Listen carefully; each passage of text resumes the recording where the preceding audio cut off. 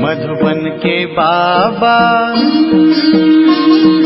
मधुबन के बाबा मुरली वाले, आपका क्या कहना, आपका क्या कहना। ओम शांति। आज 15 सितंबर 2025 के साकार मधुर महावाक्य हैं। आज मीठे मीठे बाप दादा बोले, मीठे बच्चे, बाप आए हैं तुम्हें कर्म अकर्म विकर्म की गुह्य गति सुनाने। जब आत्मा और शरीर दोनों पवित्र है तो कर्म अकर्म होते हैं और पतित होने से विकर्म होते हैं।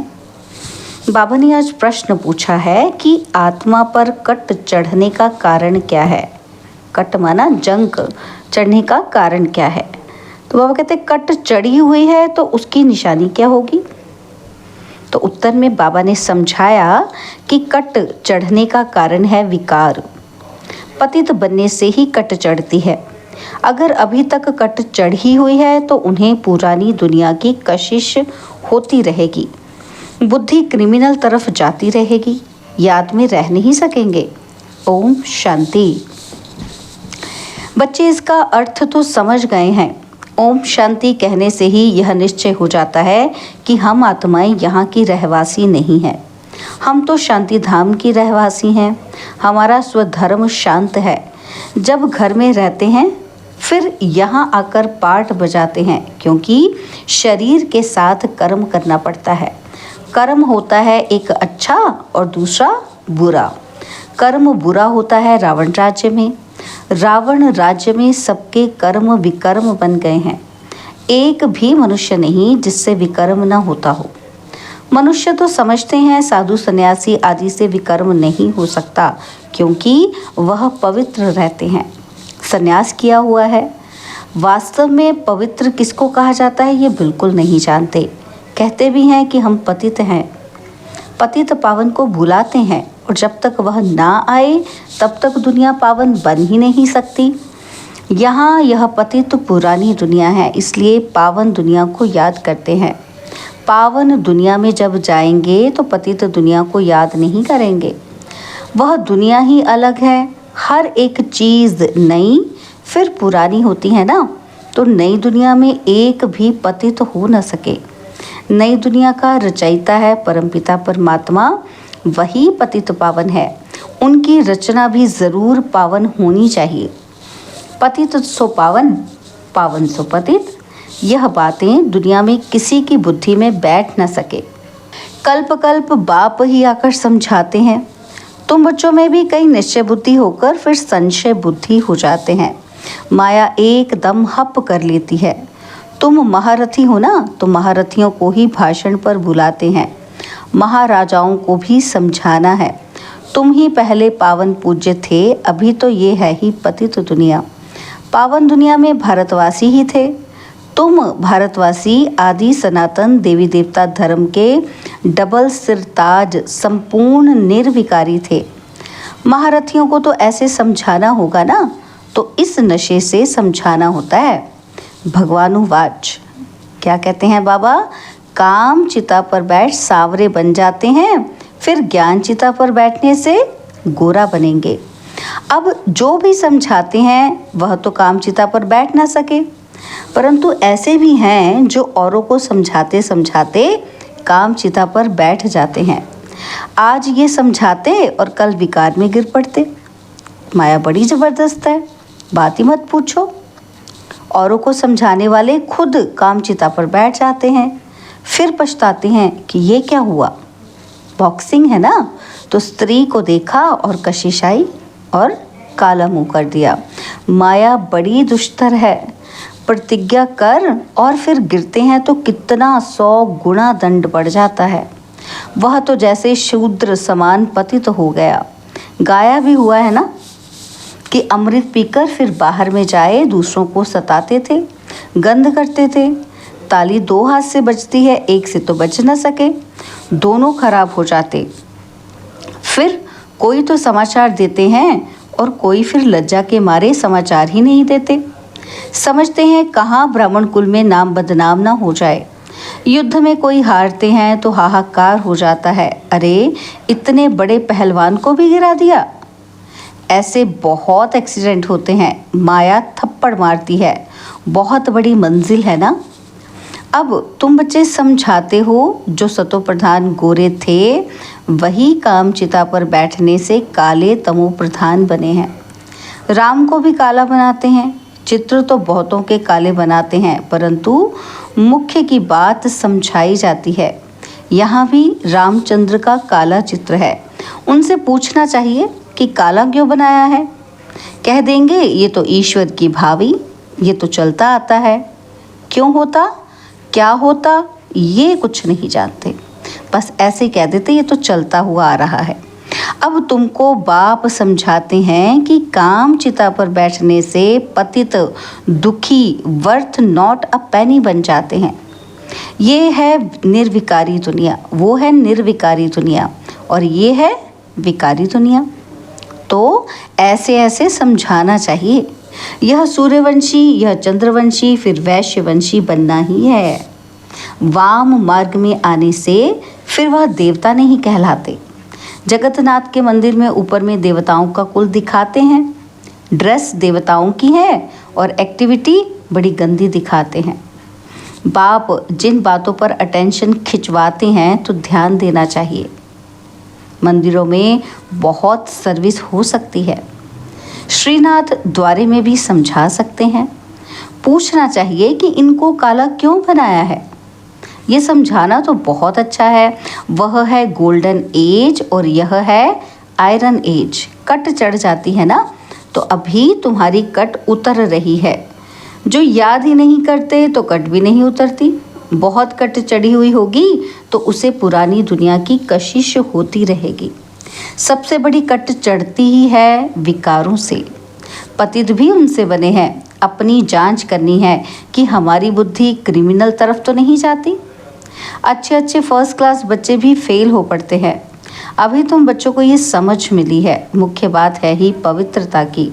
शुरू से लेकर इस पर ही झगड़े चलते आए हैं। बाप ने ही यह युक्ति रची। सब कहते थे कि हम ज्ञान अमृत पीने जाते हैं। ज्ञान अमृत है ही ज्ञान सागर के पास। शास्त्र पढ़ने से तो कोई पतित से पावन बन नहीं सकते। पावन बन फिर पावन दुनिया में जाना है। यहाँ पावन बन फिर कहाँ जाएंगे। लोग समझते हैं कि फलाने ने मोक्ष को पाया। उनको क्या पता, अगर मोक्ष को पा लिया फिर तो उनका क्रियाक्रम आदि भी नहीं कर सकते।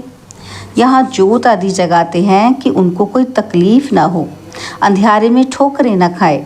आत्मा तो एक शरीर छोड़ दूसरा जाकर लेती है, 1 सेकंड की बात है। अंधियारा फिर कहाँ से आया, है ना। तो बाबा कहते हैं आत्मा ने तो शरीर छोड़ के दूसरा ले लिया फटाफट। तो कहाँ आत्मा ने जर्नी की, जो उसके लिए जोत जगाते हैं बाद में। तो ये रस्म चली आती है, तुम भी करते थे। तो बाबा कहते तुम भी तो ये सब करते थे ना, तो अब कुछ नहीं करते हो। क्यों? क्योंकि तुम जानते हो। क्या जानते हैं? कि शरीर तो मिट्टी हो गया। वहाँ ऐसी रस्म रिवाज तो होती ही नहीं। और आजकल रिद्धि सिद्धि की बातों में कुछ रखा नहीं है। समझो कोई को पंख आ जाते हैं, उड़ने लगते हैं, फिर क्या, उससे फ़ायदा क्या मिलेगा। बाप तो कहते हैं मुझे याद करो तो विकर्म विनाश होंगे। यह योग अग्नि है जिससे पतित से पावन बनेंगे। नॉलेज से धन मिलता है और योग से एवर हेल्दी पवित्र और ज्ञान से एवर वेल्दी धनवान बनते हैं। योगी की आयु हमेशा बड़ी होती है और भोगी की कम। श्री कृष्ण को योगेश्वर कहते हैं। ईश्वर की याद से कृष्ण बना है, उनको स्वर्ग में योगेश्वर नहीं कहेंगे। वह तो प्रिंस है। पास्ट जन्म में ऐसा कर्म किया है जिससे ये बना है। कर्म अकर्म विकर्म की गति भी बाप ने समझाई है। आधा कल्प है राम राज्य और आधा कल्प है रावण राज्य। विकार में जाना ये है सबसे बड़ा पाप। सब भाई बहन है ना, तो आत्माएं सब भाई भाई हैं। भगवान की संतान होकर फिर क्रिमिनल असॉल्ट कैसे करते हैं। हम बीके विकार में जा नहीं सकते। इस युक्ति से ही पवित्र रह सकते हैं। तुम जानते हो, अभी रावण राज्य खत्म होता है, फिर हर एक आत्मा पवित्र बन जाती है। उसको कहा जाता है घर घर में सोझरा। तुम्हारी जोत जगी हुई है, ज्ञान का तीसरा नेत्र मिला है और सत्युग में सब पवित्र ही रहते हैं। यह भी तुम अभी समझते हो। दूसरों को समझाने की बच्चों में नंबरवार ताकत रहती है, नंबरवार याद में रहते हैं। राजधानी कैसे स्थापन होती है, कोई की बुद्धि में ये नहीं होगा। तुम सेना हो ना, जानते हो, याद के बल से पवित्र बन हम राजा रानी बन रहे हैं और फिर दूसरे जन्म में गोल्डन स्पून इन माउथ होगा। बड़ा इम्तिहान पास करने वाले मर्तबा भी बड़ा पाते हैं, फर्क पड़ता है ना। तो जितनी पढ़ाई उतना सुख, यह तो भगवान पढ़ाते हैं। यह नशा चढ़ा हुआ रहना चाहिए। चोप चीनी मिलता है माना ताकत का माल मिलता है बाबा से। भगवान बिगर ऐसा भगवान भगवती कौन बनाएंगे। तुम अभी पतित से पावन बन रहे हो, फिर जन्म जन्मांतर के लिए सुखी बन जाएंगे, ऊंच पद पाएंगे और पढ़ते पढ़ते फिर गंदे बन जाते हैं। देह अभिमान में आने से फिर ज्ञान का तीसरा नेत्र बंद हो जाता है। माया बड़ी जबरदस्त है। बाप खुद कहते हैं बड़ी मेहनत है। मैं कितनी मेहनत करता हूँ ब्रह्मा के तन में आकर, लेकिन समझकर फिर भी कह देते हैं ऐसे थोड़े हो सकता है कि शिव बाबा आकर पढ़ाते हैं। पापा कहते इतनी मेहनत करता हूँ, बच्चे थोड़ा निश्चय करते हैं, फिर कह देते हैं कि ऐसे थोड़ी हो सकता है कि बाबा आकर तन में पढ़ाते हैं। हम नहीं मानते। बाबा कहते हैं ये चालाकी है। ऐसे भी बोल देते हैं कई बच्चे। राजाई तो स्थापन हो ही जाएगी। कहते हैं ना, सच की बेड़ी हिलती है परंतु डूबती नहीं। कितने विघ्न पड़ते हैं। अच्छा, मीठे मीठे सिकी लधे नूरे रत्न श्याम से सुंदर बनने वाली आत्माओं के प्रति माता पिता बाप दादा का दिल व जान सिख व प्रेम से याद प्यार और गुड मॉर्निंग। रूहानी बाप की रूहानी बच्चों को नमस्ते। हम रूहानी बच्चों की रूहानी बाप दादाजी को दिलवा जान सिखवा प्रेम से नमस्ते। ओम शांति। प्यारे बाबा, मीठे बाबा, मेरे बाबा, शुक्रिया बाबा, शुक्रिया बाबा, शुक्रिया। धारणा के लिए मुख्य सार है। पहला पॉइंट है, योग की अग्नि से विकारों की कट को उतारना है। अपनी जांच करनी है कि हमारी बुद्धि क्रिमिनल तरफ तो नहीं जाती है। और दूसरा, निश्चय बुद्धि बनने के बाद फिर कभी भी किसी बात में संशय नहीं उठाना है। विकर्मों से बचने के लिए कोई भी कर्म अपने स्वधर्म में स्थित होकर बाप की याद में करना है। बाबा ने आज हमें वरदान दिया, श्रेष्ठ पालना की विधि द्वारा वृद्धि करने वाले सर्व की बधाइयों के पात्र भव। श्रेष्ठ पालना की विधि द्वारा वृद्धि करने वाले सर्व की बधाइयों के पात्र भव। संगम युग बधाइयों से ही वृद्धि पाने का युग है। बाप की, परिवार की बधाइयों से ही आप बच्चे पल रहे हो। बधाइयों से ही नाचते गाते पलते उड़ते जा रहे हो। यह पालना भी वंडरफुल है। तो आप बच्चे भी बड़ी दिल से रहम की भावना से दाता बनकर हर घड़ी एक दो को बहुत अच्छा कह बधाइयाँ देते रहो। यही पालना की श्रेष्ठ विधि है। इस विधि से सर्व की पालना करते रहो तो बधाइयों के पात्र बन जाएंगे। स्लोगन है, अपना सरल स्वभाव बना लेना यही समाधान स्वरूप बनने की सहज विधि है। अपना सरल स्वभाव बना लेना यही समाधान स्वरूप बनने की सहज विधि है। तो आज मातेश्वरी जी के अनमोल महावाक्य सुनेंगे। तो मातेश्वरी जी आज पुरुषार्थ और प्रारब्ध का बना हुआ अनादि ड्रामा, इस विषय पर हम बच्चों को समझा रही हैं। तो मातेश्वरी जी कह रही हैं कि पुरुषार्थ और प्रारब्ध दो चीज़ें हैं। पुरुषार्थ से प्रारब्ध बनती है। यह अनादि सृष्टि का चक्र फिरता रहता है। जो अनादि सनातन भारतवासी पूज्य थे, वही फिर पुजारी बने और फिर वही पुजारी पुरुषार्थ कर पूज्य बनेंगे। यह उतरना और चढ़ना अनादि ड्रामा का खेल बना हुआ है। तो जिज्ञासु जी पूछ रहे हैं मातेश्वरी जी से कि मेरा भी यही प्रश्न उठता है कि जब ये ड्रामा ऐसा बना हुआ है तो फिर अगर ऊपर चढ़ना होगा तो आप ही चढ़ेंगे, फिर पुरुषार्थ करने का फ़ायदा ही क्या हुआ? जो चढ़ेंगे फिर भी गिरेंगे, फिर इतना पुरुषार्थ ही क्यों करें? हम सब बच्चों के ये क्वेश्चंस होते हैं ना, तो अब ध्यान से सुनेंगे मातेश्वरी जी क्या समझा रही है। तो मातेश्वरी जी कह रहे हैं कि अच्छा, आपका कहना है कि ये ड्रामा हूबहू रिपीट होता है, तो क्या ऑलमाइटी परमात्मा ऐसे खेल को देख खुद थकता नहीं है? जैसे 4 ऋतुओं में सर्दी, गर्मी आदि का फर्क रहता है, तो क्या इस खेल में फर्क नहीं पड़ेगा? तो मातेश्वरी जी फिर कह रही हैं कि बस यही तो खूबी है इस ड्रामा की। क्या खूबी है? कि ये हूबहू रिपीट होता है, और इस ड्रामा में और भी खूबी है, जो रिपीट होते हुए भी नित्य नया लगता है।